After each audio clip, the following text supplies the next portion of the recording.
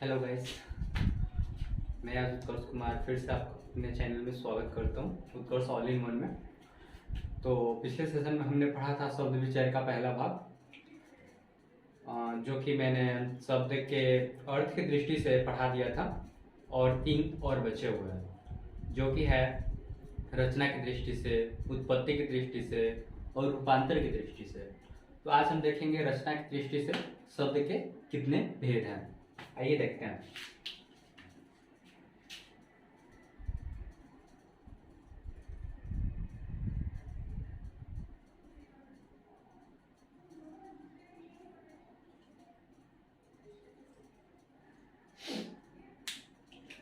देखते हैं क्या है ये शब्द विचार का सेकंड भाग।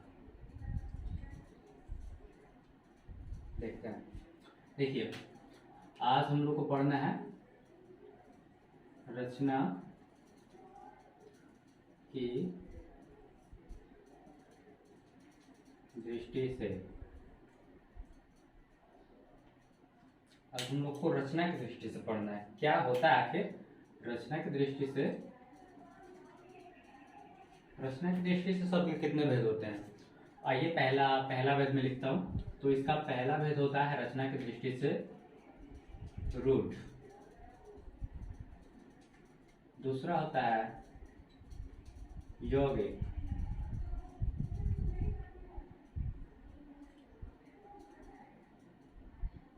तीसरा होता है योग रूट।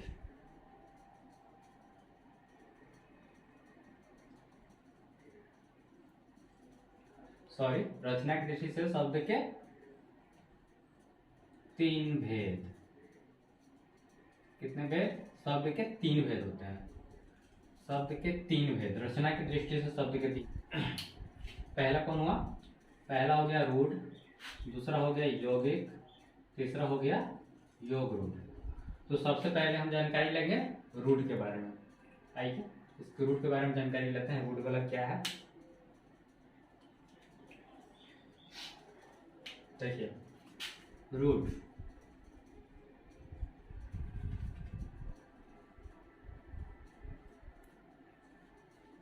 इसमें क्या होता है, जिसका रूट रूट किसको कहते हैं, आखिर क्या है ये। तो रूट उस यौगिक को कहते हैं जिनका कोई खंड, खंड मतलब क्या होता है? खंड मतलब टुकड़ा, कोई खंड सार्थक न हो। रूट उस यौगिक को कहते हैं जिनका कोई खंड सार्थक न हो। लेकिन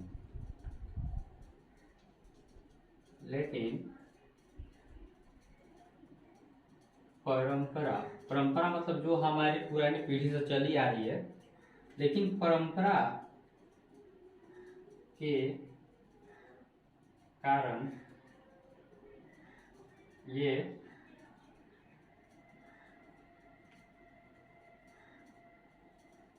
ये अपना अर्थ प्रकट कर लेते हैं। देखिए क्या कह रहा है इसमें। देखिए रूट क्या है? रूट उस यौगिक को कहते हैं जिनका कोई खंड सार्थक न हो। लेकिन परंपरा के कारण ये अपना अर्थ प्रकट कर लेते हैं। जैसे देखिए, कोई खंड सार्थक ना हो तो देखिए, जैसे हम उदाहरण लेते हैं लोटा। तो लोटा में क्या होगा? लोटा में एक लो होगा प्लस टा होगा। लेकिन इस शब्द को देखिए, लो से आपको क्या नजर आता है और टा से आपका क्या अर्थ बनता है? लो से कोई अर्थ नहीं बन रहा है, ना टा से कोई अर्थ बन रहा है। बट अगर ये दोनों ज्वाइंट हो रहे हैं तो यहाँ लोटा शब्द का निर्माण हो रहा है, जो कि एक अर्थ प्रकट कर रहा है, जिसमें हम लोग पानी पीते हैं या फिर इसमें कुछ सामान रखते हैं इसके लिए। तो इसमें देखिए दोनों अर्थ के मिलने से यहाँ पर क्या बन रहा है? लोटा, जिससे कोई अर्थ प्रकट हो रहा है, ये कोई सामान है, कोई वस्तु है। अब यहाँ देख लीजिए, जैसे हम पा प्लस नी, तो पा से क्या अर्थ प्रकट हो रहा है? पा से भी कोई अर्थ प्रकट नहीं हो रहा है, ना नी से कोई अर्थ प्रकट हो रहा है, बट ये आगे जाकर क्या बन रहा है? पानी,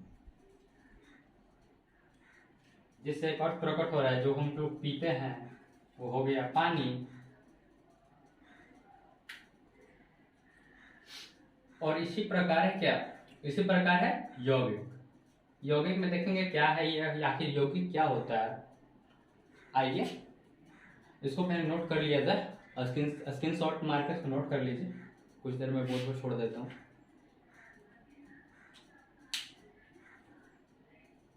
ओके, चलिए इसको मिटाते हैं। मिटाया जाए ना? चलिए इसको मिटाया जाता है। चलिए यहाँ से शुरुआत करते हैं, यहाँ से नहीं, यहाँ से नहीं, यहाँ से।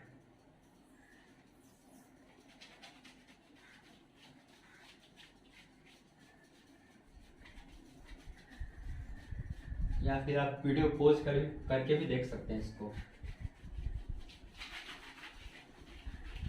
क्योंकि दोस्तों ये आपके 10th के लिए बहुत जरूरी है। अगर आप पढ़े भी नहीं है, ये टॉपिक एक नहीं, ये कोई मैं जो महत्वपूर्ण टॉपिक दे रहा हूँ 10th के लिए, अगर आप कुछ भी पढ़ के चले जाएंगे ना इसमें से, तो आपका पक्का, अगर मैं हिंदी पढ़ा रहा हूँ तो हिंदी में से आपका 80+ पक्का रहेगा, ये मेरी गारंटी है, अगर आप थोड़ा सा भी पढ़ लेंगे तो।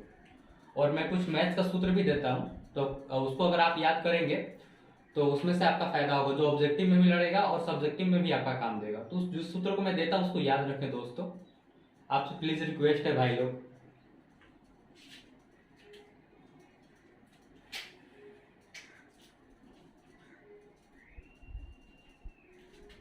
अब क्या है? यौगिक है। देखिए सेकेंड में क्या आ रहा है?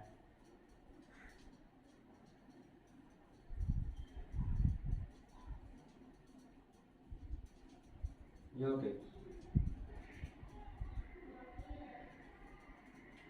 देखिए क्या है यौगिक। यौगिक आखिर है क्या, इसको देखते हैं। तो यौगिक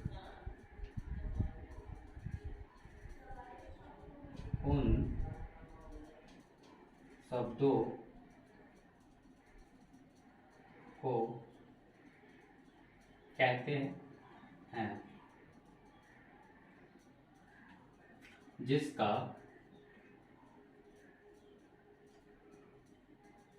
दोनों खंड सार्थक हो।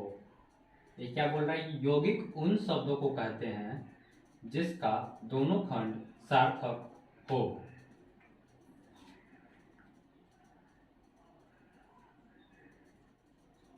और वे एक अर्थ प्रकट करते हैं। आइए फिर से देख लेते हैं। यौगिक, यौगिक उन शब्दों को कहते हैं जिसका दोनों खंड सार्थक हो और वे एक अर्थ प्रकट करते हैं। जैसे अगर हम दोनों खंड सार्थक होने चाहिए, दोनों का अर्थ कुछ ना कुछ निकलना चाहिए, तो देख लेते हैं। जैसे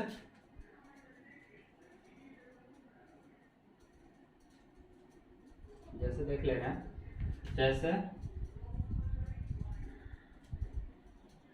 विद्या प्लस आलय, तो क्या बन गया यहाँ पर? तो यहाँ पर बनेगा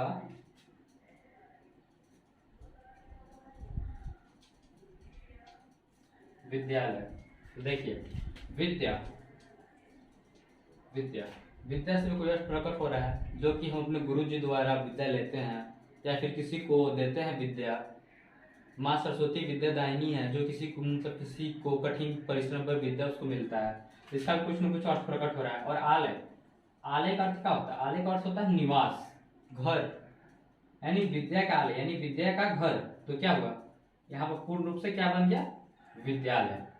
क्योंकि विद्या का घर विद्यालय, विद्या एक अर्थ प्रकट कर रहा है, आलय एक अर्थ प्रकट कर रहा है, और दोनों मिलकर एक विशेष अर्थ को प्रकट कर रहे हैं। यहाँ पर हो गया विद्यालय। और आगे देखते हैं और एक उदाहरण। हाँ देखिए यहाँ पर दया प्लस सागर, यहाँ पर क्या बना? तो यहाँ पर बना दया सागर।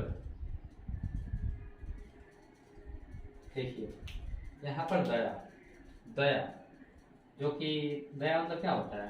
दया किसी पर एहसान करना, उस पर दया करना, किसी पर तरस खाना, तो इसका भी अर्थ कोई ना कोई प्रकट हो रहा है। और सागर,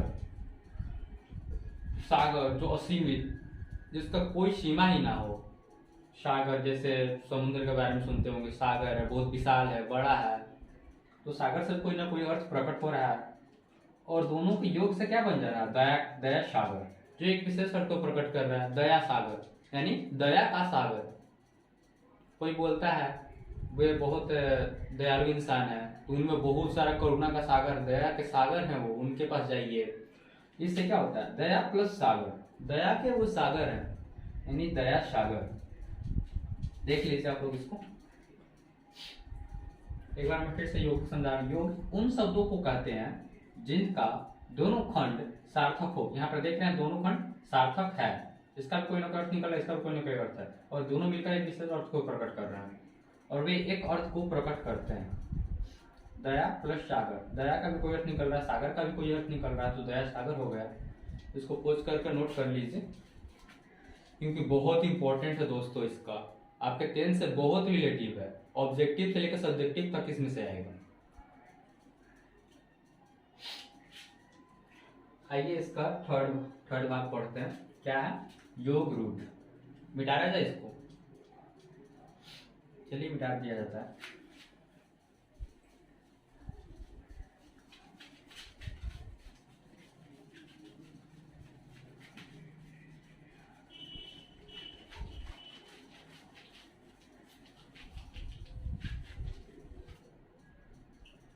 चलिए सेकंड वाला भी आपका हो गया। अब हम लोग पढ़ेंगे क्या? अब हम लोग थर्ड भाग पढ़ेंगे। थर्ड भाग पढ़ेंगे आखिर क्या है ये, चलिए देखते हैं। योग, क्या है ये है योग रूट। देखिए ये है योग रूट, जो थर्ड वाला है। योग रूट आखिर क्या है? योग रूट के बारे में पढ़ेंगे, ये क्या है योग रूट? योग रूट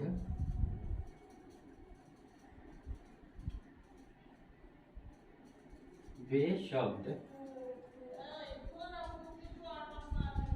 होते हैं जो यौगिक तो होते ही हैं, तथा एक विशेष अर्थ, जिसका बहुत बड़ा मतलब उसका विशेष अर्थ हो, पूरा कोई से रिलेटिव हो, तथा एक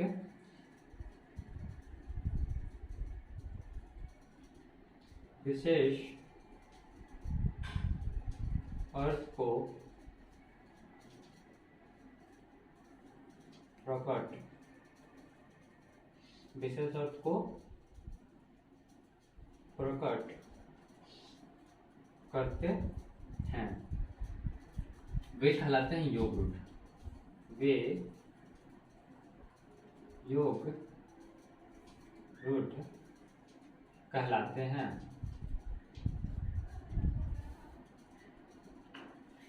देखिए यहाँ पर क्या है? योग रूट, योग रूट वे शब्द होते हैं, योग रूट वे शब्द होते हैं जो यौगिक तो होते ही हैं, जो क्या होते हैं, जो यौगिक तो होते ही हैं। यानी कि यौगिक, देखिए ये यौगिक जो हम पीछे भी पढ़ाए हैं, यौगिक जिसका कोई अर्थ निकल रहा है, यौगिक तो होते ही हैं बट किसी और से रिलेटिव होते हैं। जैसे यौगिक ये होगा ही होगा, इसका भी खंड इसमें आएगा, होते ही हैं तथा एक विशेष अर्थ को प्रकट करते हैं। एक विशेष अर्थ जिसका कोई कोई अर्थ निकलता हो, जिससे किसी से संबंधित हो वो अर्थ, वे योग रूट कहलाते हैं। देखें यहाँ पर क्या इसका उदाहरण से समझ में आ जाएगा आप लोग को। यहाँ पर देखिए, जैसे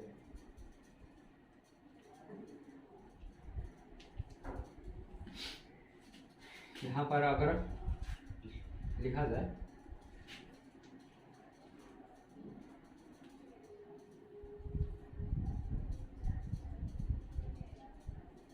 पंकज, पंकज, तो क्या होगा, यहाँ पर होगा पंक प्लस ज, पंकज। पंख मतलब पाखी, पंख मतलब जो कचरा होता है, पाखी होता है, जो कि मिट्टी का पूरा वो ये होता है, कचरा टाइप का होता है। और ज मतलब उगने वाला, पंख मतलब पाखी, ज मतलब उगने वाला, बराबर क्या हो गया,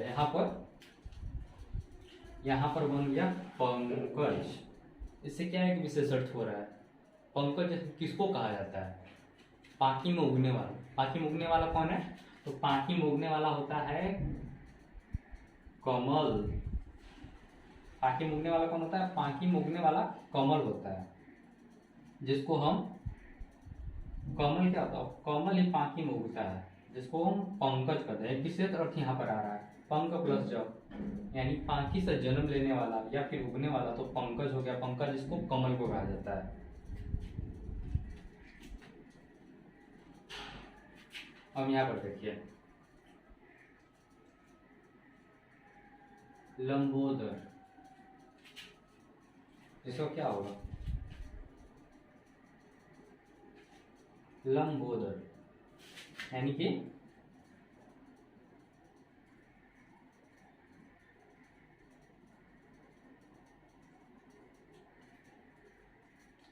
लंब प्लस उदर, क्या हो रहा है, लंबोदर से लंब, लंब प्लस उदर, अर्थात लंबोदर, अर्थात क्या बना, अर्थात यहाँ पर बन गया, इसको बड़ा में लिख देता हूँ,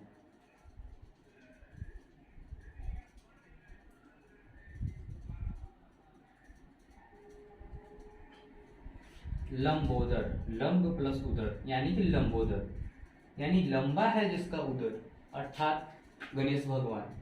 क्योंकि लंबा है जिसका उदर, लंबा, लंब, लंब मतलब लंबा, हाइट, लंब मतलब लंबा, उदर मतलब पेट, लंबा है जिसका उदर, किसको कहा जाता है, लंबोदर हो गया। लंबोदर किसको कहा जाता है, गणेश भगवान को कहा जाता है। तो दोस्तों समझ में आ रहा है ना, एक बार मैं फिर से आपको क्लियर कर देता हूँ योग रूट को। योग रूट वे शब्द होते हैं, योग रूट वे शब्द होते हैं जो यौगिक तो होते ही हैं। जैसे कैसे दो भाग आ रहा है इसमें, इसमें दो भाग आ रहा था यौगिक में ना, यौगिक तो होते ही हैं तथा एक विशेष अर्थ को प्रकट करते हैं। इसमें एक अर्थ होता था और इसमें एक विशेष अर्थ प्रकट हो रहा है, जिससे किसी की उससे मतलब उससे उसकी मतलब प्रत्यक्षता हो रही है, मतलब वही है वो, उसी को कहा जाता है। तो देखिए यहाँ पर वैसा ही हो रहा है, जिससे विशेष अर्थ को प्रकट करते हैं वे योग रूट कहलाते हैं। जैसे पंकज, पाखी से जन्मने वाला तो पंकज हो गया, यानी कमल हो गया। पंख मतलब पाखी, ज से जन्मने वाला तो पंकज मतलब कमल। लंबोदर, लंबा है जिसका उदर, लंब प्लस उदर, लंबा है जिसका उदर, तो ये हो गया लंबोदर। लंबोदर रहते हैं गणेश भगवान। चलिए दोस्तों इसको आप पोस्ट करके उतार लीजिएगा। तो आज का मैं टॉपिक यहीं पर समाप्त करता हूँ और अगले सेशन में मैं थर्ड वाला पढ़ाऊँगा। आप मेरे चैनल को जल्द से जल्द लाइक एवं सब्सक्राइब कर लीजिए, ताकि मेरा जो 10 से रिलेटिव जितना भी जो आपके परीक्षा में पूछे जाने वाले क्वेश्चन मैं जल्द से जल्द लाता रहूँगा और आप लोग को उससे मैं प्रत्यक्ष करवाता रहूँगा। चलिए थैंक्स। आप मेरे वीडियो को लाइक एंड सब्सक्राइब कर लीजिए ताकि मेरा नोटिफिकेशन आप तक पहले पहुंचे। Love you guys.